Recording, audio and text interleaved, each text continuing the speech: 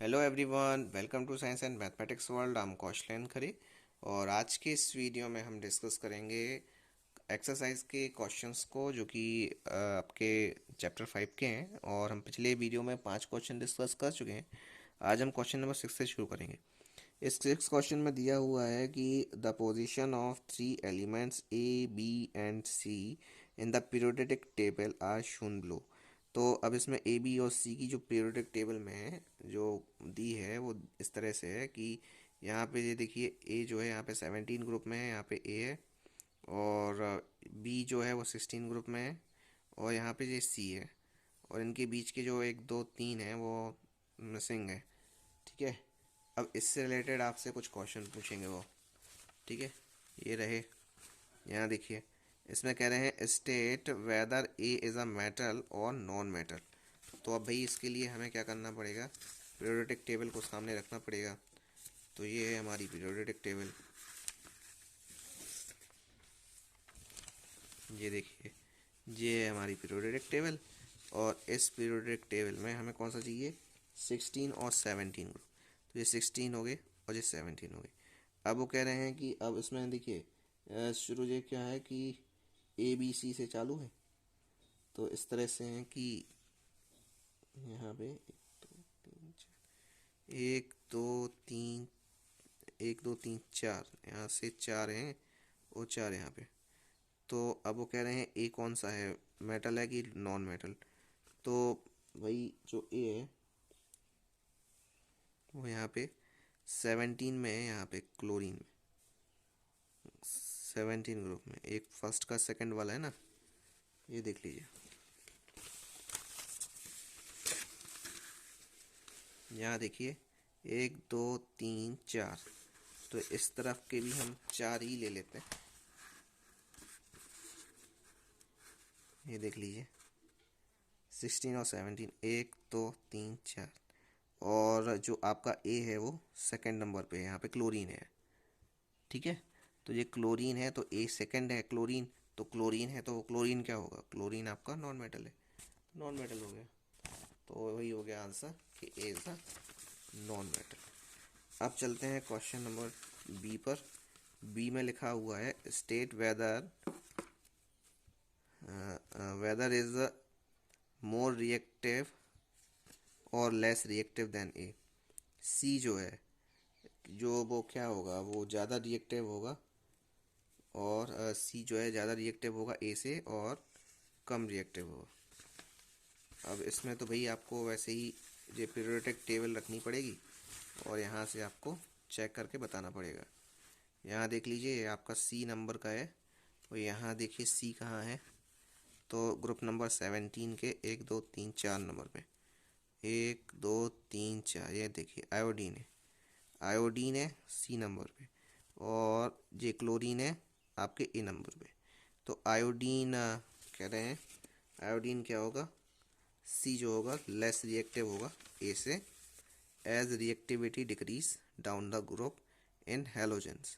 17 है, 17 जो होता है वो हेलोजन फैमिली का वो ग्रुप होता है। और जब आप हेलोजन फैमिलीज में डाउन द ग्रुप जाते हो, नीचे जाते हो, तो उसमें क्या हो जाता है कि जो रिएक्टिविटी होती है वो डिक्रीज हो जाती है। ठीक है। अब चलते हैं क्वेश्चन नंबर सी पे। सी नंबर के क्वेश्चन में लिखा है कि विल सी बी लार्जर और smaller in size than B. अब सी में जो है वो लार्जर होगा या फिर स्मॉलर होगा, तो बी से। तो जो सी होगा वो स्मॉलर होगा साइज में, क्योंकि B is moving across a period, मतलब इस तरह से जा रहे हैं इस तरफ। ठीक है। तो उसमें क्या होगा, the nuclear charge increases and therefore electrons come closer to the nucleus. अब चलते हैं डी नंबर पे। डी नंबर पे है कि which type of ions, cations और anions will be found in element A. कौन से कैटाइंस और एनाइंस मिलेंगे आपके एलिमेंट ए में। कैटाइंस क्या होता है, पॉजिटिवली चार्ज, और एनाइन होता है नेगेटिवली चार्ज। तो इसमें कह रहे हैं A will be form an anion as it accept an electron to complete its octet. क्योंकि जो ए है वो कहाँ पे है आपका, देखिए ये देख लीजिए, ए है आपका 17 पे। और 17 पे को क्या चाहिए, उसमें 17 ग्रुप में है, तो इसमें यहाँ देख लीजिए ये है 17 क्लोरीन। तो अब भाई इसको क्या चाहिए, कुछ यहाँ पे हमें कुछ इलेक्ट्रॉन्स और चाहिए जिससे वो अपना ऑक्टेट कंप्लीट कर सके। तो अब जो किसी और से जब इलेक्ट्रॉन्स ले रहा है तो इसका मतलब है वो नेगेटिवली चार्ज हो जाएगा, तो एनाइन हो जाएगा।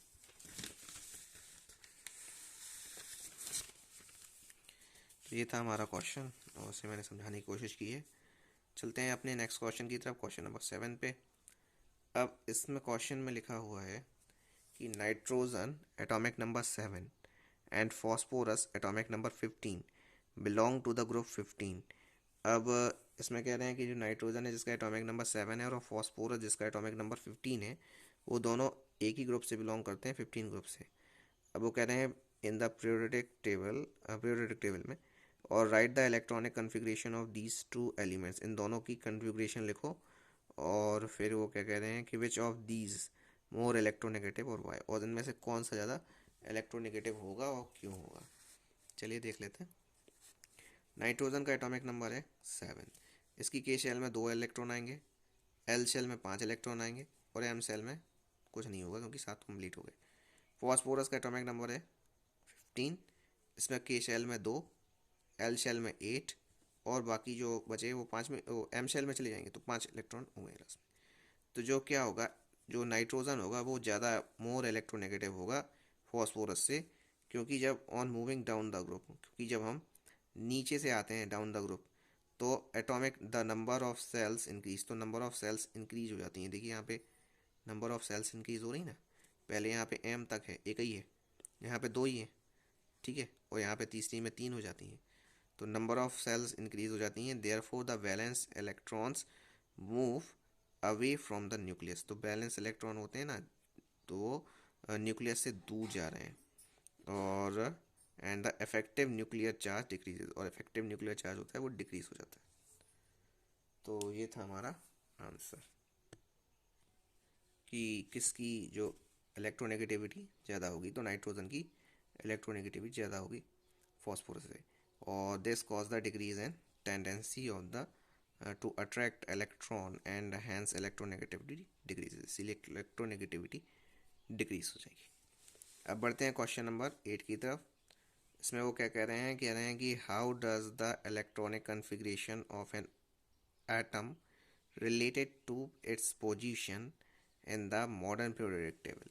इसमें कह रहे हैं हमें बताना है कि जो इलेक्ट्रॉनिक कन्फिग्रेशन होती है किसी एटम की, वो कैसे रिलेट करती है उसकी पोजीशन से मॉडर्न पीरियोडिक टेबल में।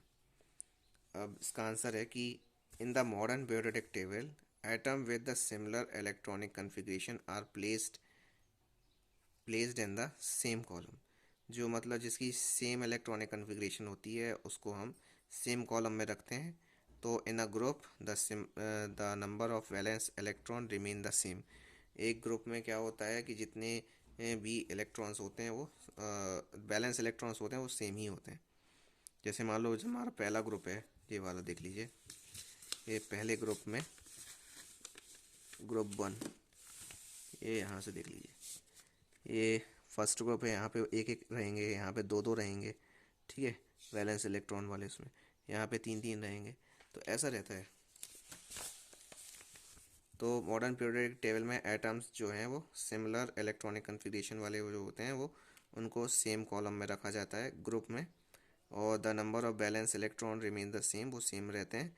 एलिमेंट्स अक्रॉस अ पीरियड, जो एलिमेंट्स होते हैं पीरियड में माने हॉरिजॉन्टल बॉयज, वो show increase in number of valence electron, वो इस तरफ से जा रहे हैं देखिए, तो यहाँ से वो क्या करेंगे, बैलेंस इलेक्ट्रॉन इंक्रीज होते जाएंगे क्योंकि यहाँ पे एटॉमिक नंबर बढ़ रहा है, तो इसीलिए number of valence electron will be increase. अब चलते हैं क्वेश्चन नंबर 9 पे। क्वेश्चन नंबर 9 में लिखा हुआ है इन the modern periodic table calcium atomic number 20 is surrounded by elements with atomic number 12, 19, 21 and 38, which of these have physical and chemical properties resembling calcium। अब वो कह रहे हैं कि जो कैल्शियम है, क्वेश्चन में बताया है कि कैल्शियम का एटॉमिक नंबर है 20। अब वो कह रहे हैं कि जो वो इन एलिमेंट से सराउंडेड है, तो जिसके एटॉमिक नंबर है 12, 19, 21 और 38। ठीक है, अब वो कह रहे हैं कि कौन कौन सी जो केमिकल फिजिकल और केमिकल प्रॉपर्टीज़ होंगी जो इससे रिसेंबल होगी। तो हम देख लेते हैं। जो कैल्शियम है इसका एटॉमिक नंबर है 20। इसके इलेक्ट्रॉनिक कन्फिग्रेशन करें तो 2, 8 और कितना होगा, 18 हो जाएगा। 2, 8, 18, 18, 19, 20, 28 थोड़ी है, तो कैसे होगा, 2, 8, 10 हो गए। अब फिर से आएगा कितना, अब जितने बचे वो आपके नेक्स्ट में चले जाएंगे, तो फिर अब बचे कितने, 8 और 2, ऐसा होगा। इस तरह से आपका इलेक्ट्रॉनिक कन्फिग्रेशन बचेगा। तो इलेक्ट्रॉनिक कन्फिग्रेशन में देखते हैं कि लास्ट ऑर्बिटर में 2 हैं, तो यहाँ पे 2 लास्ट ऑर्बिट में किसके आ सकते हैं, ये इस वाले के, जिसकी एलिमेंट का एटॉमिक नंबर 12 है। The element with atomic number 12 has the same chemical properties as calcium. जैसी कैल्शियम की प्रॉपर्टीज़ हैं वैसी ही इसकी ही होंगी, क्योंकि इसका भी जब इलेक्ट्रॉनिक कन्फिग्रेशन करेंगे तो कितना आएगा, 2, 8 और 2। इसका होगा 2, 8, 2, तो मतलब 8, 2 लास्ट में है ना, इसमें भी इसमें भी। तो इसीलिए इसकी प्रॉपर्टीज़ केमिकल के रिजेंबल रहेंगी, केमिकल के ही जैसी रहेंगी। और दिस इज़ बिकॉज ऐसा इसलिए होगा क्योंकि both of them have same number of balance electrons, दोनों में same number of valence electron है, जैसे 2, 2। अब बढ़ते हैं हम अपने आखिरी क्वेश्चन की तरफ। जो हमारा आखिरी क्वेश्चन है ये क्या है, ये कह रहा है कि compare the contrast the arrangement of the elements in modern periodic table and Mendeley periodic table. अब इसमें हमें पता करना है कि भाई क्या अंतर थे मॉडर्न पीरियोडिक टेबल में और मेंडलीव की पीरियोडिक टेबल में। तो ये रहा आपके अंतर सारे। मेंडलीव एक तरफ हमने मेंडलीव पीरियोडिक टेबल लिखी है और दूसरी तरफ लिखी है मॉडर्न पीरियोडिक टेबल। अब मेंडलीव पीरियोडिक टेबल में क्या था कि elements are arranged in the increasing order of their atomic mass. इसमें जो एलिमेंट्स थे उनको किस तरह से अरेंज किया गया था कि increasing order of their atomic मास। उनकी जो जिनका जैसे ही जैसे जैसे उनका एटॉमिक मास बढ़ता जाता था वैसे ही एलिमेंट्स अरेंज थे। और मॉडर्न पीरियोडिक टेबल में क्या था कि elements are arrange in the increasing order of their atomic number. और मॉडर्न पीरियोडिक टेबल में उनके increasing order of atomic number के हिसाब से उन्हें अरेंज किया गया था। सेकेंड है कि there are total 7 groups columns and 6 period in rows. तो उसमें क्या था कि 7 ग्रुप थे, जो कॉलम थे 7 और 6 पीरियड थे। और यहाँ पे क्या था कि टोटल 16 ग्रुप होते हैं और कितनी होती हैं, 7 पीरियड होते हैं, 7 रोज होती हैं मॉडर्न में आपके। अब मेंडलीव की जो पीरियोडिक टेबल थी वो क्या कहती थी कि elements having the similar properties were placed directly under the one and other. जो जिनकी सिमिलर प्रॉपर्टीज़ होती थी उनको एक ही उसमें रख सकते थे, एक ही स्लॉट में रख देते थे। और इसमें क्या कहते हैं कि जो elements having the same valence shell, जिसमें सेम बैलेंस सेल रहती हैं और present in the same period, उन्हें सेम पीरियड में रखते हैं। और जो elements having the same number of valence electron, जिसमें same number of valence electron होते हैं, उनको सेम ग्रुप में रखते हैं। फोर्थ पॉइंट कहता है कि पोजीशन ऑफ हाइड्रोजन जो थी वो उसको एक्सप्लेन नहीं कर पाए थे मेंडलीव। और जो इसकी इसमें जो मॉडर्न पीरियोडिक टेबल थी उसमें हाइड्रोजन की जो पोजीशन थी, हाइड्रोजन को कहाँ रखा गया था, एब द एल्कलाई मेटल के ऊपर रख दिया था। फिफ्थ क्वेश्चन में है का आंसर है कि no distinguish property position for metals and non metals. अलग अलग पोजीशन नहीं बनाई गई थी मेटल्स और नॉन मेटल्स के लिए। इसमें क्या था, metal are present in the left hand side, metal left hand side present थे ऑफ द पीरियोडिक टेबल के। और जो नॉन मेटल्स थे वो राइट हैंड साइड पे प्रेजेंट थे। तो ये थे आज हमारे पूरे क्वेश्चंस हो गए हैं एक्सरसाइज के भी, और इंटेक्स क्वेश्चन हम पहले ही डिस्कस कर चुके हैं। और भी चैप्टर्स के क्वेश्चंस को देखने के लिए हमारे चैनल को सब्सक्राइब जरूर कर लें और इसे अपने दोस्तों के साथ भी शेयर करें। वीडियो को लाइक ज़रूर कर दें और कमेंट करके हमें बताएं कि आपको ये वीडियो कैसा लगा। मिलते हैं अगली वीडियो में। गुड बाय, जय श्री राम।